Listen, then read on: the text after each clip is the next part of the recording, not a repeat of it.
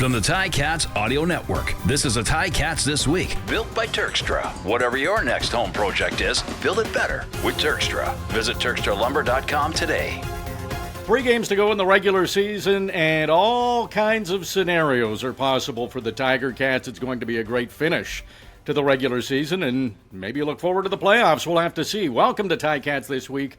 I'm RJ Broadhead, along with Luke Tasker, Mike Daly, and Steve Milton. And guys, I have been spouting off for a couple of weeks about how the Tiger Cats are the best team in the CFL right now. Winnipeg's been pretty good too. They've won 7 in a row. Tiger Cats certainly didn't make me look bad. They've won 4 straight. But this game on Friday will determine it. I could be a genius here if the Tiger Cats can win another one. Would you guys agree with that? I will give it to you if the Ticats can beat the Winnipeg Blue Bombers. I'll call them the best in the league. Though still they won't have playoffs secured even at that point. But the Blue Bombers would probably laugh if Zach listens to the Ticats Audio Network, with Mitch, maybe he does. I don't know.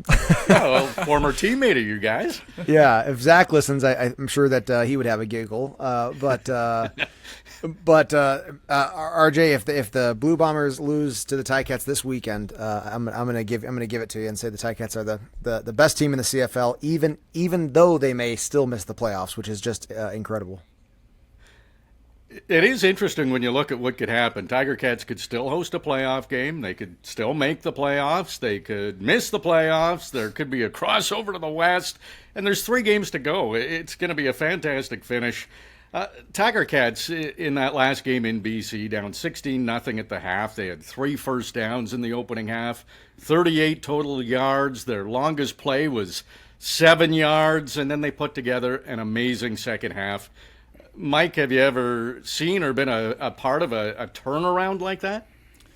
Well, the only one I can think of in recent memory is the one in Edmonton with Mazzoli, where he ended up breaking the completions record. And it was, in that game, it wasn't as abysmal of a first half. I remember that things weren't going well, but there was still some success around the team in that first half, but not to the extent that we saw last game. Like it was giving us all nervousness of the Ticats that we saw at the beginning of the year, where a slow start and then couldn't catch back up, and the offense was sputtering along, and it didn't seem like anything was going the right way. And then for them to completely flip the script and it to be super entertaining for Tiger Town, like that was a lot of fun to be a part of. And I would imagine that what that did for the locker room from here and moving on is unbelievable, right? The confidence will be soaring through the roof.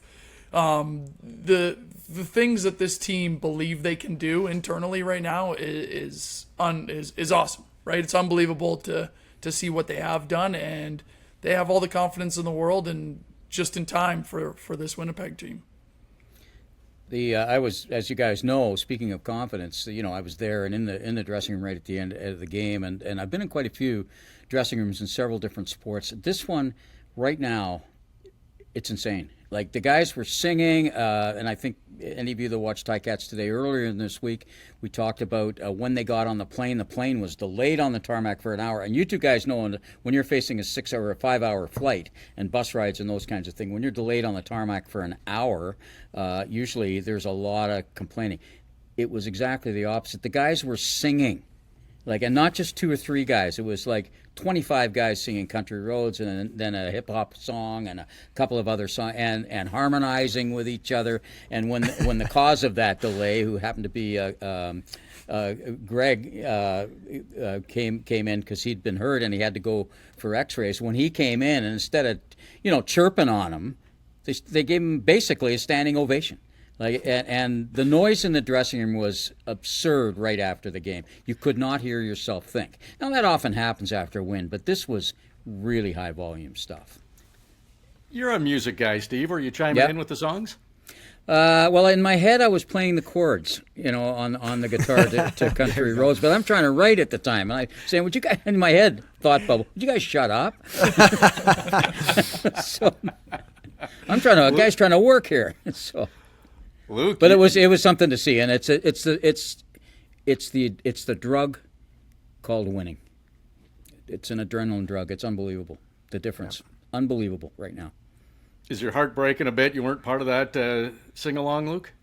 Dirty Mike and the boys. Mike Filer and I would have had a blast. He probably would have brought his guitar in the air. Well, we got one here now, right? Turnowski's playing it. We've got one downstairs, and we take turns messing around with it. So. Cool. Yeah. It is really interesting when you look at it. The walk-off win against the Argos, the overtime win against BC, and keep in mind, BC tied that game late. Tiger Cats didn't have a lead till a minute to go in the game. They finally got it, and then that could have been a deflation with the Lions tying it late, but they get the win in overtime. Shutout in the first quarter, 7th time this season, but first time winning. Shutout in the first half for the first time this season, but they win. Steve kind of touched on it, Mike. Are we witnessing something special here? Yeah, at this point, it's not a coincidence anymore. This team is building something, and the best teams are the ones that find ways to win in different ways of winning, right? Whether it's the offense playing unbelievably well, the defense stepping up, special teams stepping up, and it seems like this Tiger Cats team has found ways to win in a ton of different fashions, and the BC game was nothing different.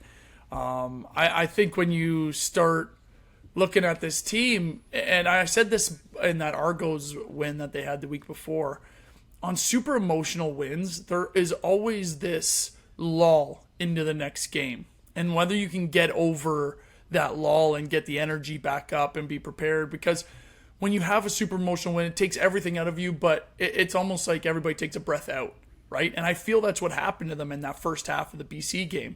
Now, because the Ticats are such a good team and they figured it out, they could pull it together in that second half.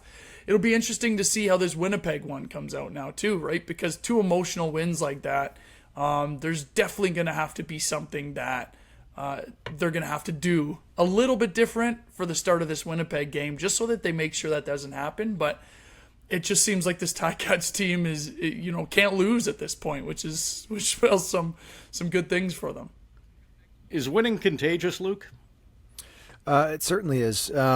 Contagious within a team. Unfortunately, you can't catch it from another team, or that would be real contagious. That would be awesome. Yeah, and take their good luck. Within a locker room, though, absolutely. And I think back to the halftime and the way that Bo talked about it, the way that Scott Milanovic talked about it, and kind of quiet words or quiet nods, and what it wasn't.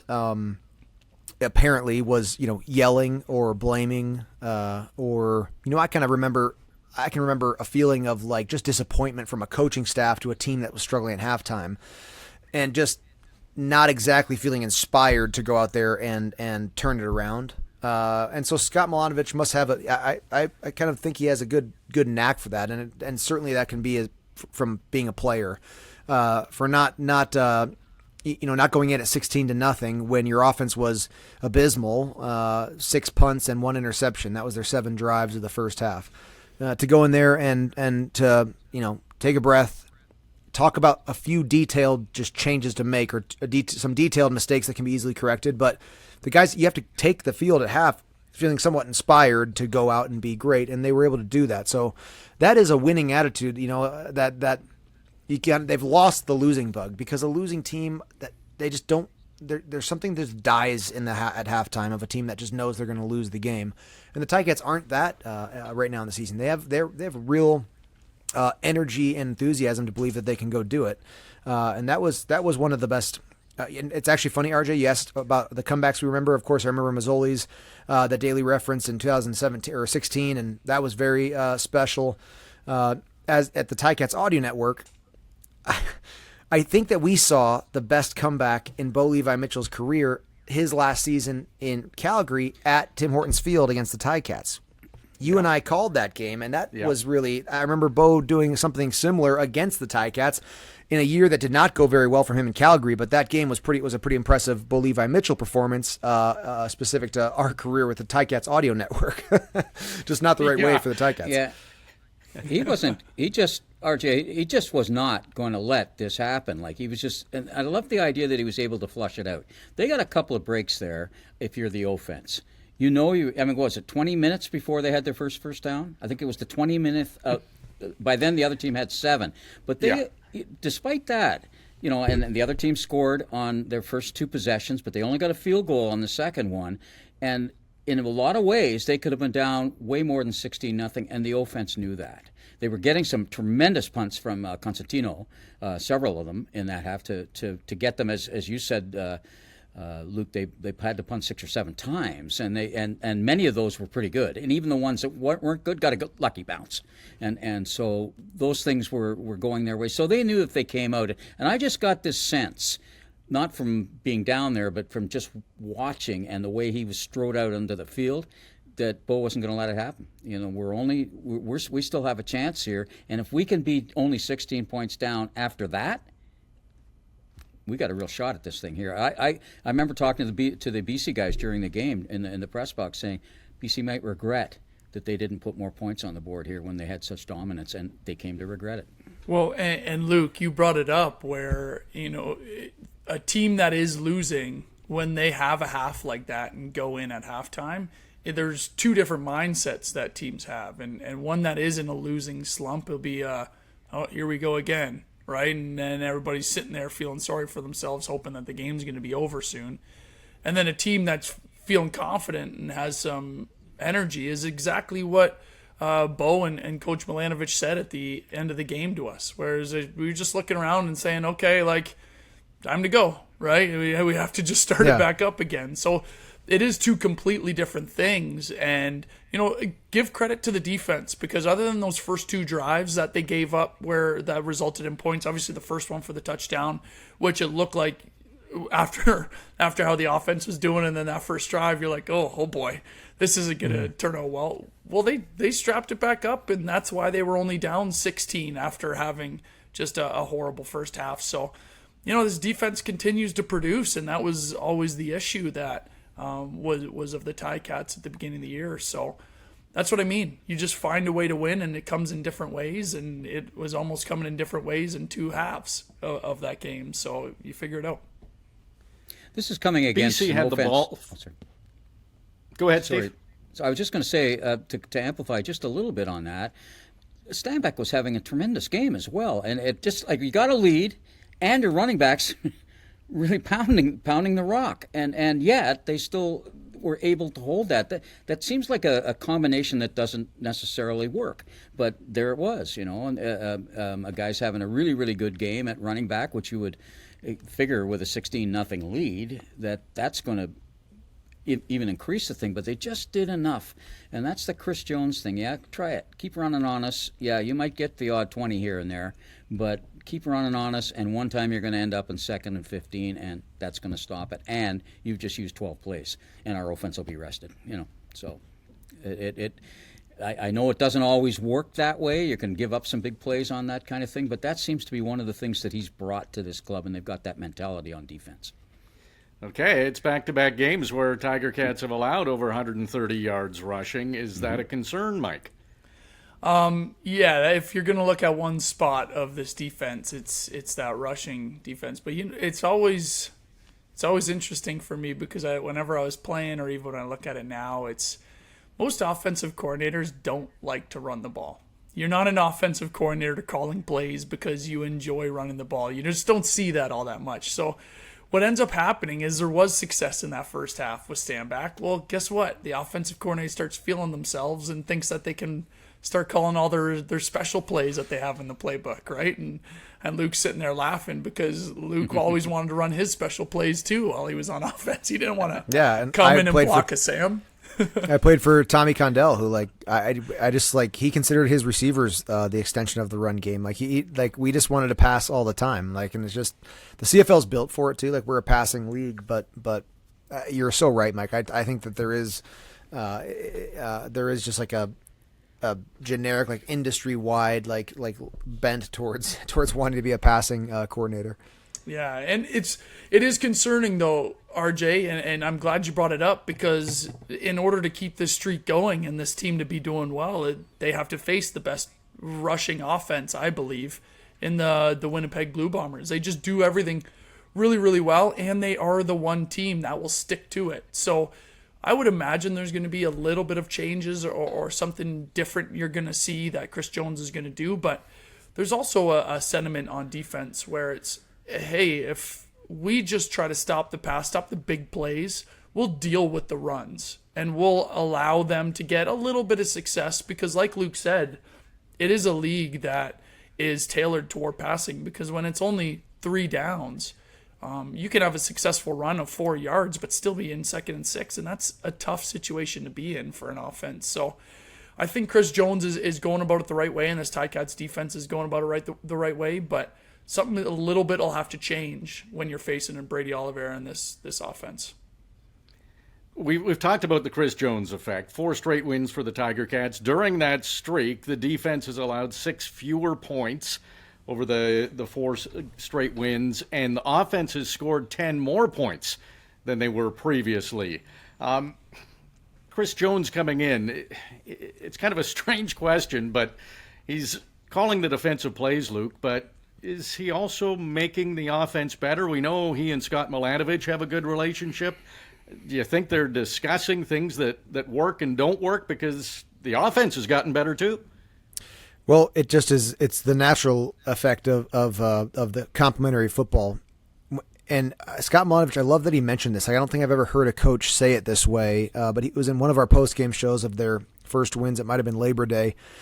And he referenced the belief you have as a player on the sidelines in the unit that you're not a part of. So a wide receiver, for instance, watching the defense take the field. And on a losing team, and on a team that's we talked about winning being contagious, on a team that's hooked on losing, like it just happens to them. There is that doubt that's just that you can't ignore watching the other side of the ball for your team. And I don't know. It's just good coaching, maybe. I mean, Scott Milanovich has turned it, especially when a season starts that way and it starts going right. Milanovich and Chris Jones changing the defense for what it is, simplifying, making those guys take chances, freeing them up to play free and hard defense. It does make offense better. I mean, you just have more confidence. Like, you're willing to take chances more, even offensively. It could certainly be Scott Milanovich and his play calling, even feeling more free, knowing that Chris Jones' defense is performing that way. So it does build. You can feed off of that other unit, the success of that other unit to give you some confidence as well as a player and a coach. You mean play calls like Bo catching a 2-point convert? Nice, yeah, just like that. And it's great. That's funny. That play has apparently that's been in since training camp.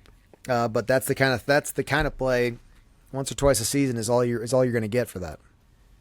I think the only time they walked through it, guys, was probably in the dining room of the hotel they were in, because they didn't really have a walkthrough. I didn't see it, and I watch walkthroughs pretty closely because that's where you see stuff. I don't think they did it on the field this week, practiced it, but they must have at least touched it up in the walkthrough in a dining room, going around chairs that were because that was their only walkthrough they had, was as soon as they got off the plane for the thing. And so it's I think that that's just a sense of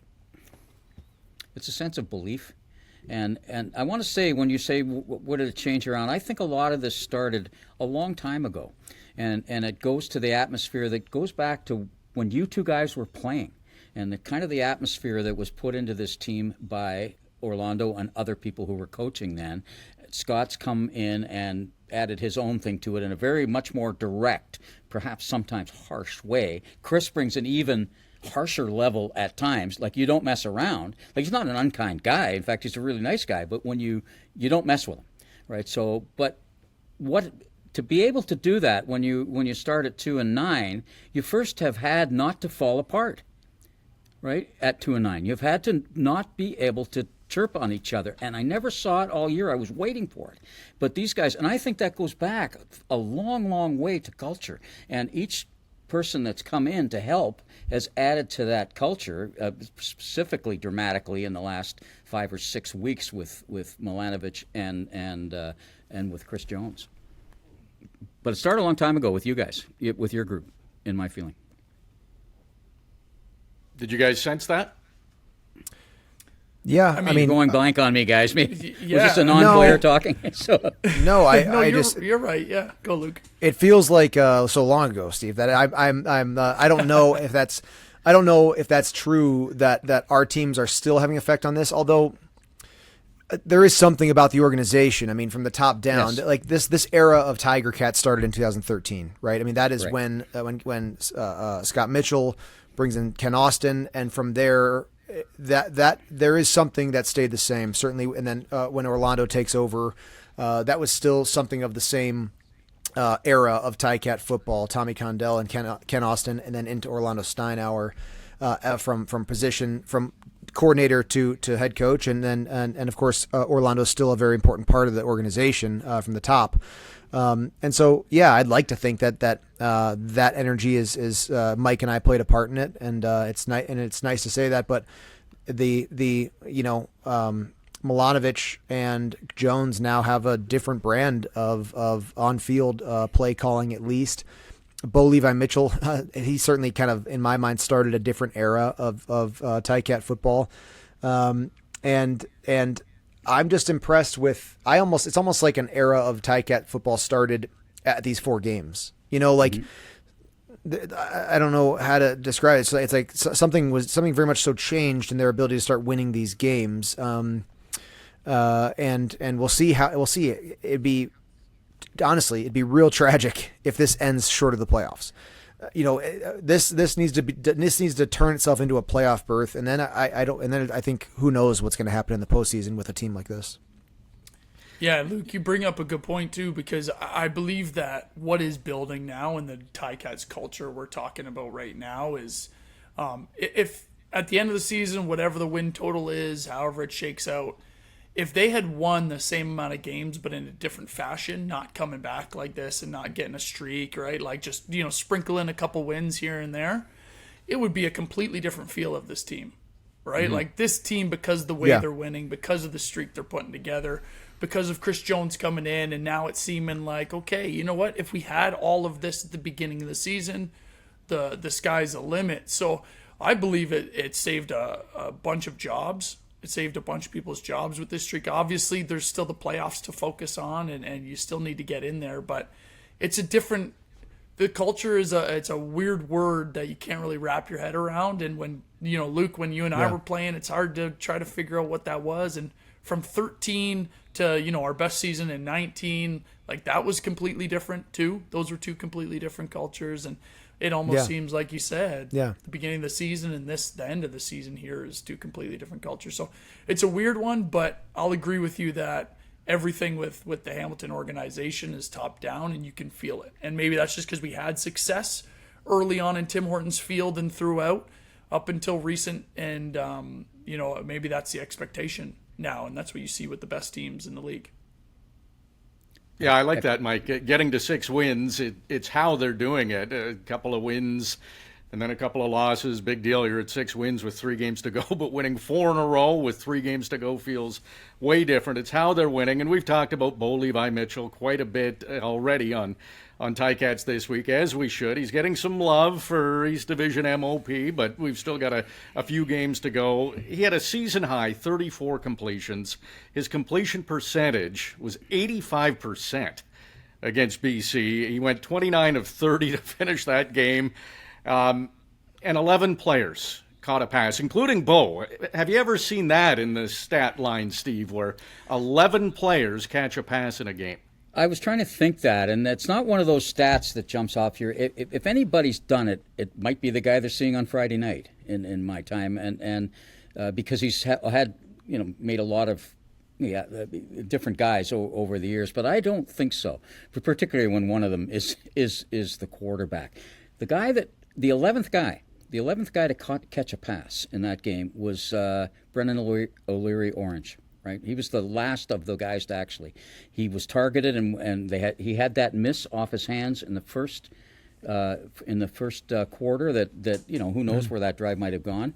And we, as everybody here has said, hey, that looks a lot like what's happened earlier a lot of times in the year when they do lose, but it didn't. And then he doesn't get targeted again until there were 65 seconds left in the game, or a minute and a half, or something like that, and he goes down for one.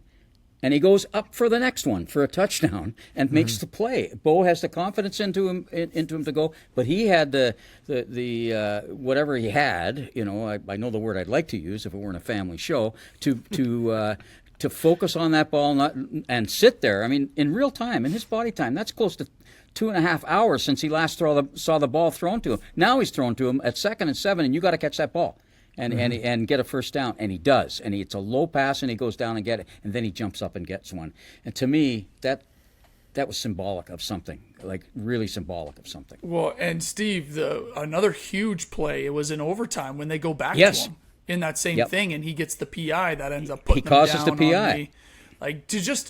For the weapons that the Ticats have, and I'm with you, Steve, for them to go to Brandon O'Leary Orange at those critical times, it just goes to show you, number one, that's what a good quarterback does, is he's going to find the right receiver, the right matchup, and he's going to go there. So obviously a lot of credit to Bo there, but for Brandon O'Leary Orange to come back after that drop and make those plays, especially that PI, because that's just as much as getting open and being in a good situation. Pretty impressive. Yeah, it was. I was surprised that was his first touchdown of the season. He's had so many big catches for the Tiger Cats. Exactly. It seems every catch he has is significant. That's right. He's been a great addition. Tyler Turnowski had a couple of great catches late in that game.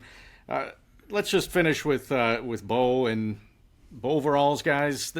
It's a thing. Bo was excited about it after the game. Said he had them on and he was ready to go. What's the team's reaction when he's wearing the Bo overalls, Steve? They go crazy when he walks onto the bus with them on. I mean, they go nuts. Like they all start yelling and he's like fashioning around, and it's like, well, again, it's a drug, right? Winning, and it's working, and now it's a thing. And when you're winning, things become things. Inside the team, outside the team. It's a big thing outside the team now. I mean, broadcasters are all over it. That people are saying, let's have a clothing line that way, and look, he's locked in now. He can't wear, he can't wear anything else to games, and he's just so proud of it. He just struts. It's great. It looks like a leader. And Luke, this is, so people always ask, like, hey, do you miss playing and all this stuff? And God, like, no, I don't. I don't miss running into people with my head and doing that stuff. Yeah. But what I miss is when I hear that, hey, Luke, like, just the times that we had when you are feeling confident and things are going well amongst the team, like, that to me gave me goosebumps, thinking that, Bo's walking onto the bus and people are losing it. You know what I mean? Yeah, there's a couple things that come to mind. I remember in 2018, Mike, when we were really sort of like getting pretty good at the end of the season, and a couple of us had mustaches for no reason, and then we ended up peer pressuring everyone effectively to get a mustache, and I had these little wooden mustache Sam combs. hated you for it, Luke. Sam hated you for it. I had these little Daly's wife, Sam, wasn't a fan of my mustache mandate. We had these little wooden, like, classy mustache combs that you would get if you did the mustache, and we had coaches, and Larry Dean walked into the meeting with a ski mask on where you could only see his eyes into the team meeting because he was so embarrassed of his mustache, which was a great mustache. I don't know what his problem was, but it was. Eventually, and then he did a huge reveal in front of the team for his freshly shaved beard and just mustache. Like, that kind of stuff is invaluable. It's like, Steve, you actually said it. I like that how you worded it. Like, it actually is leadership. It's in a weird, fun way, but it really is, because guys just like want to buy in with, for whatever reason it is. It's just like another thing to be a part of the team doing, and that the overalls of this year's Ticats, it's a reminder each day or each game day that we're having fun here. Don't forget that, yes, we're trying to win a Grey Cup, but it's also the best job you can have. So fun thing that started for this team. Keandre Smith mentioned something like that after the game. He said that, I can guarantee you, no team that started 0-4 and 0-5 has had as much fun as we've had. He said, I can guarantee. Pretty good. Yeah. Yeah, I thought that was kind of neat. I always played the best when I was having fun. Always. Until 18, absolutely. I remember 18 was maybe, in my opinion, the best that we were, and didn't go to the Grey Cup or win a Grey Cup. 15 and 18, I would say, and 18 was particularly a fun season. Keandre Smith, the leading receiver last game, got his first touchdown in 8 games. He was on such a touchdown tear early in the season, so it was nice to see Keandre get back into the end zone. Shemar Bridges, 7 catches away from breaking the rookie record, 6 from tying and 7 from breaking. That's definitely doable in this game on Friday, 7 o'clock at Tim Hortons Field. So just another reason to go to Tim Hortons Field and watch this game. Tiger Cats making a playoff push. They're hot. They're playing an even hotter team, and now Shemar Bridges could make CFL history. We should probably be pumping this up a little more. This doesn't happen very often, and he's right up there in the league in receptions, but most by a rookie. He's going to get it. I think he gets it on Friday. What do you think, Steve? Well, he can, yeah. I mean, remember he was a bit on the limp and because of that hit that he took, and that that's a good point. Yeah, like that I'm if he's doubtful, which I don't think he is, but it's possible you could say, hey, like we still got some other games that we're not going to be eliminated in this game, like so. Do we want to take a chance with, I think it's his quadricep, and he'd been struggling with a couple of things on his legs earlier. But, yeah, I think he gets it at some point, and it's been remarkable. And I think we talked about it in this very space last week with his coach saying, of all of the people he's coached, and how many players has he coached in that long career of his? He said this is the most improved player he's ever seen from the start of one season to this point in the season. Most ever. Improved player, and remembering that he just didn't play much football. I want to ask you guys while we're on that about Shemar, if you don't mind, RJ, and maybe I'll get 2 different points of view here, but there was a lot of talk afterwards about the hit that he got hit on, which basically was defenseless, and if it was sort of against the quarterback or something like that, or it was a block, like a peel back block. These are more dangerous, those ones where a guy's defensive coming over the middle. I don't know what you can do about it, but somebody has said that there should be some discussions about this kind of thing. Is that a penalty? Yeah, I don't know. I think you go, Luke, because you're the receiver of the group. Yeah, I know what Mike's going to say. I think you could dissect it. You could dissect it. We could watch it a bunch of times. I don't necessarily think that. I mean, you have to keep the physicality in football. They are doing so much to protect quarterbacks. What is a penalty today wouldn't have even been discussed 15 years ago in football. Some things that can be penalized against a quarterback wouldn't even have been a conversation, say 10, 15 years ago. And there's other areas on the field and other position groups that have that too. But that moment of the catch on over the middle or downfield, and you have to keep DBs incentivized to be aggressive at that point there. When the rules and the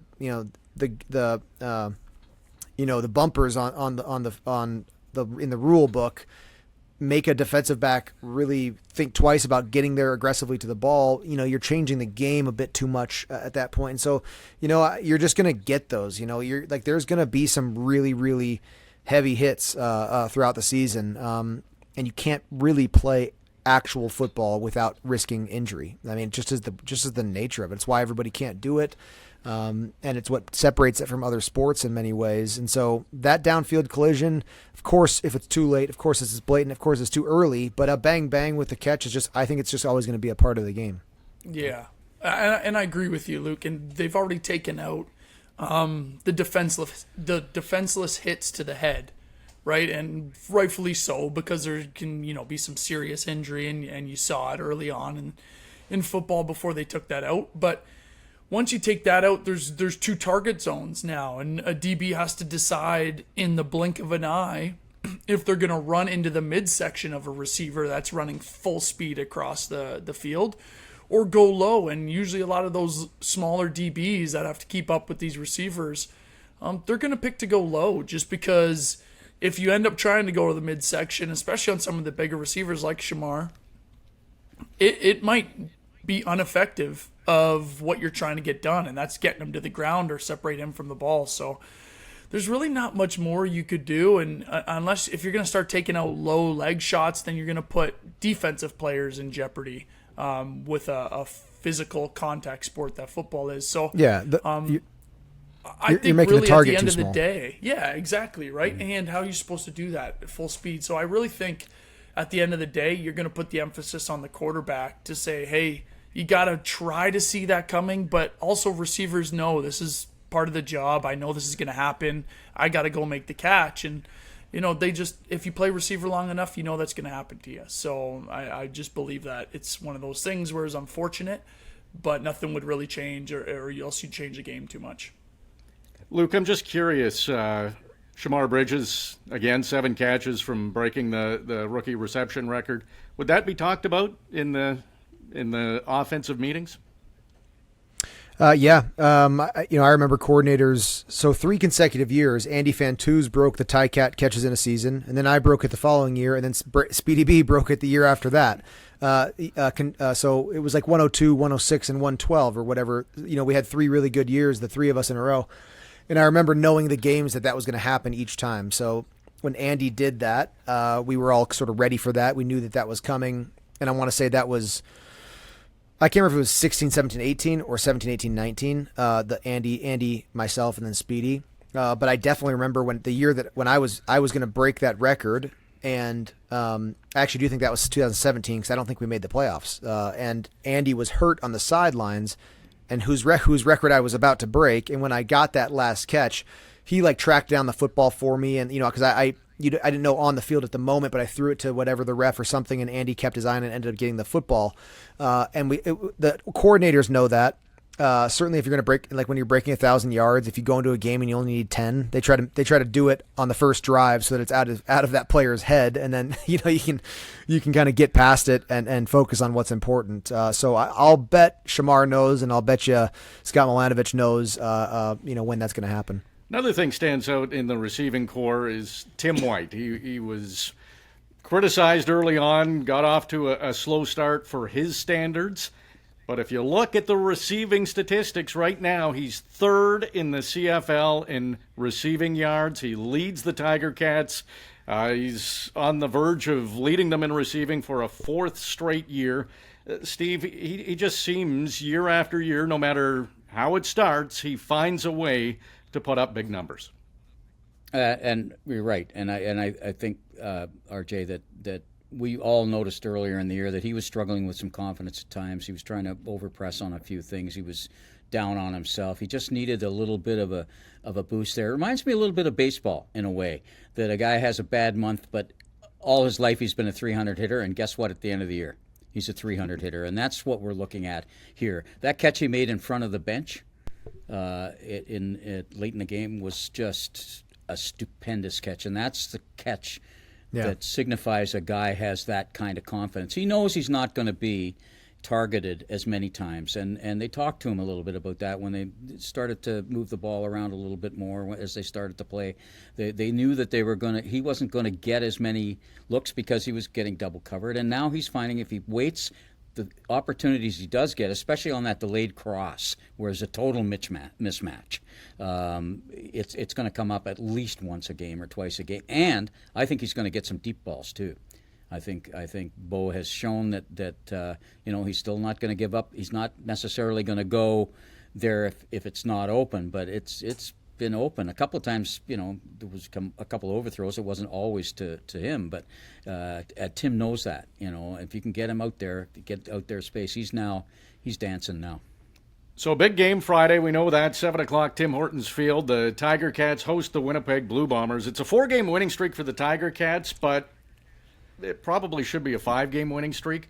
That Winnipeg game on August 23rd was Chris Jones' first with the Tiger Cats, and Winnipeg won by 3 points. And you go back to that game, Tiger Cats had a 4-point lead with 20 seconds to go, and Winnipeg offense had been fairly quiet. They had an 11-play drive to get a touchdown when they needed it.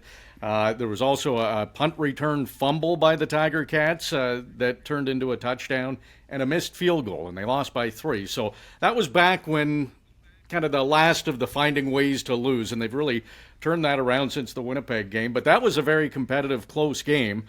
Mike, do you think the Tiger Cats are an even better team now than they were 5 weeks ago? Or 5 games ago? Absolutely they were. And they are now, yeah. And because of everything we've talked about at the beginning of the show is the confidence that's just building on all different aspects. And if you remember, that Winnipeg game was the first time Bird was in there as a returner, so that was the first time he touched. So the special teams were trying to find their way. Chris Jones weren't really sure how that was going to go, and I'm sure the players weren't sure how it was going to go. So there was a time at the beginning of that game where they're still trying to figure themselves out, right? And now I believe the Ticats have figured themselves out, and now it's about going and playing that matchup. Like I said, though, it's going to be, they're going to have to take this emotional win from BC and flush that as quick as possible and get focused now back to, hey, we are playing, sorry, RJ, I'll say the best team in the CFL right now, right? And we have to win and we have to beat these guys. So, two best teams. We'll see. The two best. We'll see. Yeah, absolutely.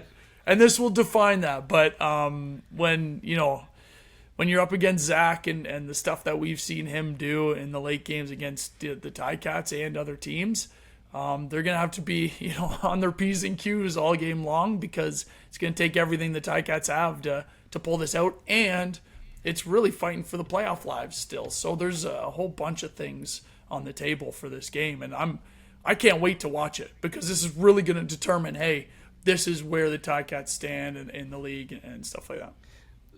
Winnipeg put up 55 points against Edmonton last week, and they clinched a playoff spot. Do you think, Steve, there's any chance there'll be a bit of a let-up now that they've clinched a spot in the postseason? I think there's some chance of that, but they've had time to prepare for it. It's not. I don't think it's the same as what happened with Montreal and the Argos last week when they found out, like almost before the game that they had clinched, and I think that really showed early for Montreal. No, I think there's sort of to me, they really didn't start to play really well. I mean, that was their third win in a row when they played the Ticats, but I wasn't sold on them, and I wasn't sold on Winnipeg after that game either.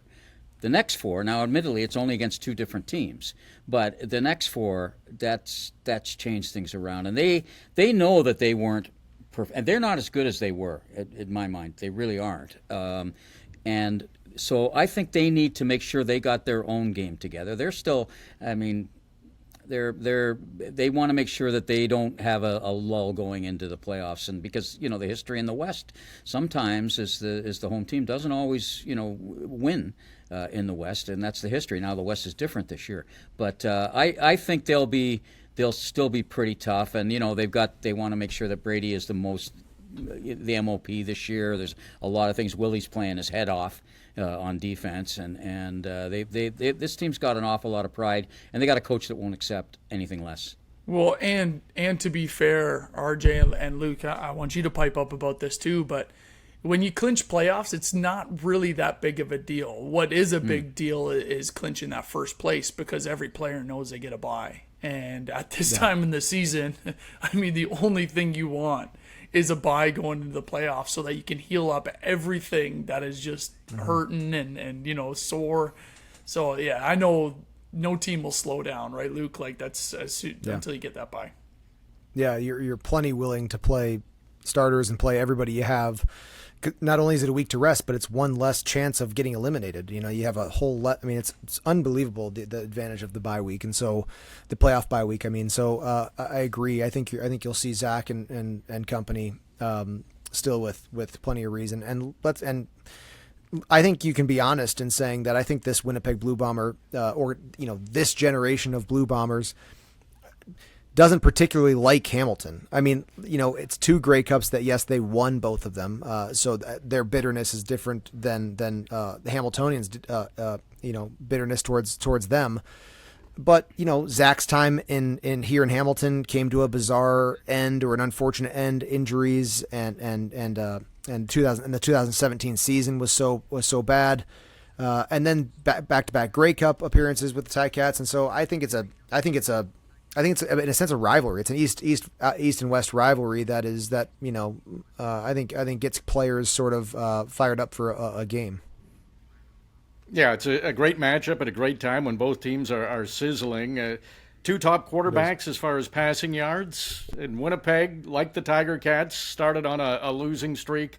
And there was a lot of talk that, this dynasty of the Blue Bombers is over.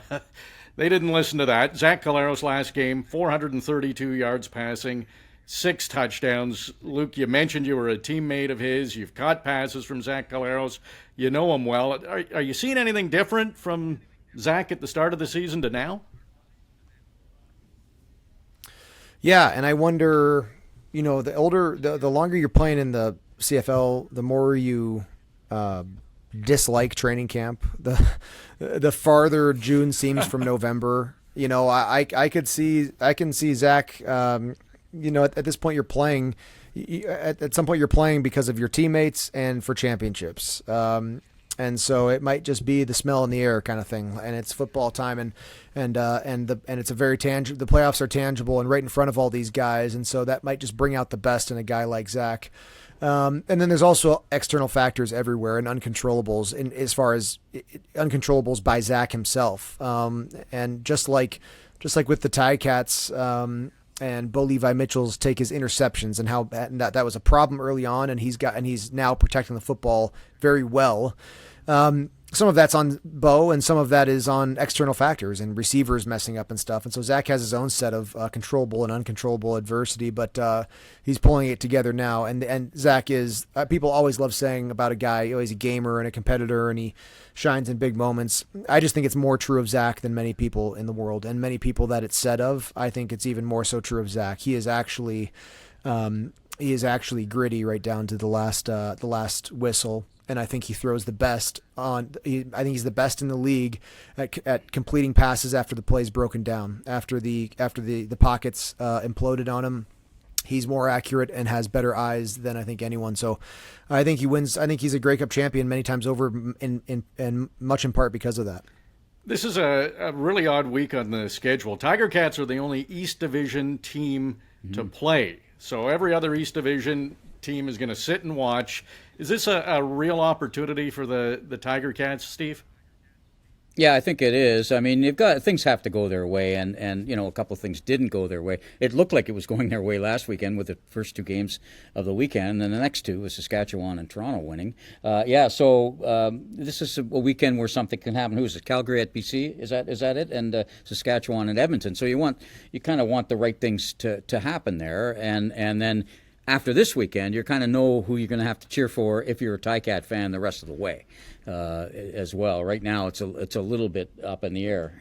I think you don't want BC you don't want teams to get to 9 in the West, right? And that's sort of what we're looking at this week. It's a Western week. This is the only, as you say, the Ticats the only ones playing. They got to take care of their own business. They got to win probably at least 2, maybe probably all 3 games at the end, but probably you want Calgary to beat BC to stall them there, and then Saskatchewan to beat Edmonton the other way around. Edmonton to beat Saskatchewan to stall them there, because you don't want 3 teams to go to 9. Yeah, 9 wins, because you can't catch. Yeah, it's a great chance to put the pressure on the Argos and Red Blacks who are sitting and watching, and keep that pressure on for the final few games. Remember, Tiger Cats' last game of the season is in Ottawa against the Red Blacks. Imagine if there's a lot on the line for that one. That would be super exciting. 3 games to go, Luke. Is it a must-win? Not yet. Boy, you are tough with that must-win. You don't give it out easily. Yeah, but what if we're sitting here? What if we're sitting here next week, RJ, after a Ticat lost to the Blue Bombers, and there's still a chance at playoffs, which is possible that it could be. Well, actually, and the East doesn't play, like you said, so it would be the case. Then what do you call it? But I like Steve said, you may, if you could see the rest of the season out, it may be true that the Ticats have to win all 3. That's sort of a backwards way of saying a must win, but not exactly the same. But they may end up having to have won all these 3 games. Does that make sense? Is that fair? Definitely. But a win helps. Big game against Winnipeg, Tim Hortons Field, 7 o'clock on Friday. Maybe not officially a must-win at this point, but it certainly would help to get that victory. So, Mike, let's start with you. Just some final thoughts and some keys to victory against the Bombers on Friday.